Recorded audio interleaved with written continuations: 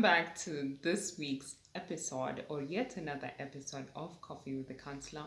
My name is Faith and I'm a counseling psychologist.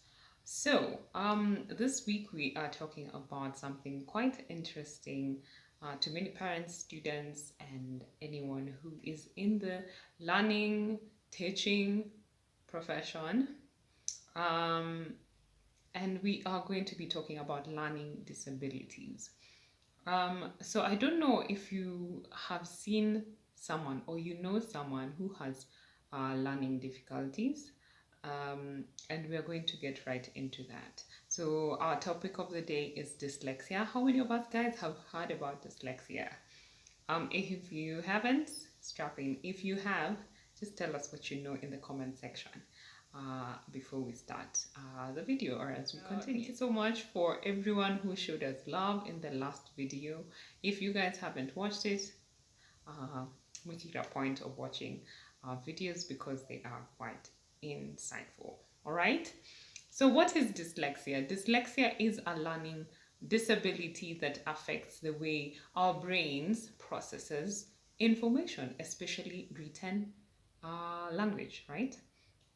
That's common because dyslexia has been said to affect about 7% of the population, and some of the symptoms are not like in your face, right? So you would actually pick up dyslexia most of the time when you go to school. So when a child goes to school and now they encounter learning and reading and writing and all that, that's when most of the time dyslexia is detected, right? And so maybe you ask, what are some of the symptoms of dyslexia? The symptoms of dyslexia is that you have difficulty reading and maybe writing, and also writing. You also have difficulty. You have difficulty telling apart maybe B and P letters. The other symptoms of dyslexia is that you are, or your child or you are afraid, or you don't want to read aloud. You are hesitant reading aloud because you imagine people will know that you don't know how to pronounce certain words, so you feel anxious around reading. And the last one is that you are reluctant sounding out some words. So those are just some of a few examples of dyslexia. And just so you know, most of the children are not diagnosed early, and at times even you go up until adulthood. That's when you either know that you have dyslexia, or you just continue with life not knowing that you have dyslexia, or you know that you have a problem but you don't know it's called dyslexia. All right. So I hope this part of this video, or this video, will be quite informative and you'll be able to raise awareness on dyslexia. Yes, so maybe you might be asking yourself, what causes dyslexia? I have 3 points, or 3 things that are the most common things causing dyslexia. The first one is genetics. So there's maybe it runs in your family.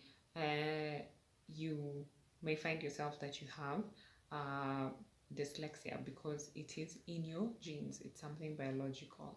Number two is that dyslexia can come about by maybe developmental challenges. Maybe when you were young, there's something that happened to you that caused a disruption in your brain. So you end up having or developing dyslexia. The third one is that you have a difference in your brain development. So what do I mean by this? Maybe this means that you are neurodivergent. What does neurodivergent mean?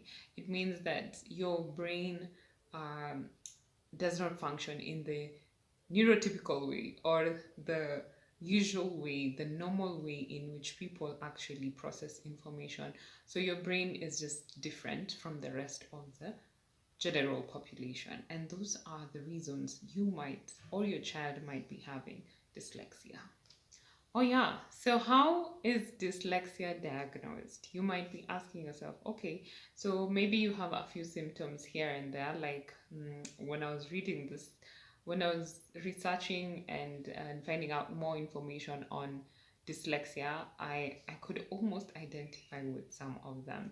So, maybe you are like me and you're thinking, okay, is my child having this thing called dyslexia?